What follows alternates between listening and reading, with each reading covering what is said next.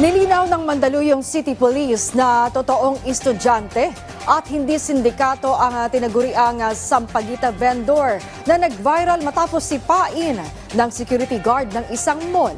Yan ang ulat ni Ryan Lasigas. Natuntun na ng Mandaluyong City Police Office ang bahay ng babaeng nagbebenta ng sampagita at nag-viral matapos sipain ng isang security guard sa Mandaluyong City. Ayon kay Mandaluyong City Police Chief Colonel Mary Grace Madayag, totoong estudyante at hindi sindikato ang tinaguriang sampagita vendor. Ika-clarify po natin na yung bata po ay totoo pong estudyante. In fact nga po, siya po ay scholar ng isang private institution at matalinong bata.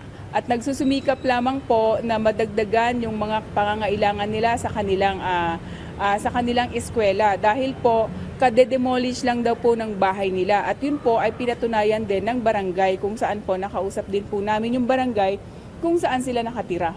Lumalabas na hindi minor de edad ang bata dahil 18 taong gulang na ito at isang scholar sa isang pribadong institusyon na may kursong medical technology. Ang sabi niya, kaya siya dito sa may Mandaluyong area nagtitinda kasi mas mabilis ang kanyang benta. At kung titingnan din po natin, isang sakay lang po siya sa bus from Mandaluyong to QC, tapos pwede na po siyang maglakad papunta doon sa kanilang bahay from EDSA. Pwede na pong lakarin or pwede rin po siya mag-tricycle. Sa pakikipag-usap ng PNP sa mga magulang ng bata, napag-alamang ginagawa daw ng babae ang pagbebenta ng sampagita para masuportahan ang kanyang pamilya lalo pat kakademolish lang daw ng bahay nila sa Quezon City. Ang pinagkakataan po ng mga magulang is pagbebenta po ng sliced fruits sa kalye, nagkakariton. At yan nga po, yung pagbebenta ng sampagita. Sa ngayon, nakausap na ng mga abogado mula sa Commission on Human Rights ang estudyante para sa legal consultation. Wala pa namang pinal na desisyon ng pamilya ng babae kung sasampahan ng reklamo ang guard ng mall maging ang nag-upload ng video sa social media. Samantala, ipinatawag na ng PNP Civil Security Group ang security guard sa viral video para pagpaliwanagin.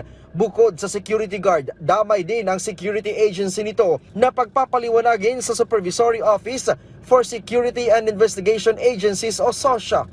By next week po, hintayin po natin yung update. But definitely, kung hindi po mag-appear itong security guard at ang ating security agency, maaari po na kami mag-initiate ng filing na po ng administrative complaint.